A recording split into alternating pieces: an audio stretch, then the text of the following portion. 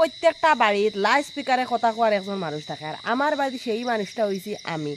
কারণ হয়েছে আমি ছোটোবেলা থেকে মায়ের কাছে কত যে বোকা খাইছি, কত যে মায়ের খাইছি এই লাউড স্পিকারে কথা কোয়ার লাগে। কিন্তু মায়ে কইতা ছোটো থাকতে যে লাউড স্পিকার ইটাও জোরে জোরে যে মাতো গলার সুরও মানে ইলাখান যে কর্কশ সুর জীবনে বিয়া হইতো না না, যে তাও একটা বিয়া তো কপালো জুটলো। ওখন শ্বশুর বাড়িত কত যে কতজনে কথাবার্তা কই দেয়া আমার এই লাউড স্পিকারে কথা লাগে। আমি নাকি মানে কথা কই যে এটা পাড়ার লোকরে শোনার লিখা, আমি পাড়ার লোকরে শোনার লেগে কথা কই না, আমি কথা কই আস্তে আস্তে কথা কওয়ার চেষ্টা করি, কিন্তু কথাটা আস্তে আস্তে কিলে লাউড স্পিকার হয়ে যায়, আমি নিজেও কইতে পারি না।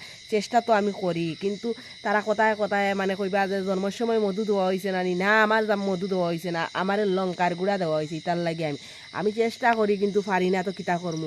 ইতার লাগে কত যে ঝামেলা ওর আমার বাড়িতে আর কি কইয়া লাভ নেই। আমি বলে গলা সুর বড়, গলা সুর বড়, আরে আমার গলা সুর বড় না, আমি শক্তি দেখাইয়া কথা কই না, ওই যাইতে কিতা করমু আমি।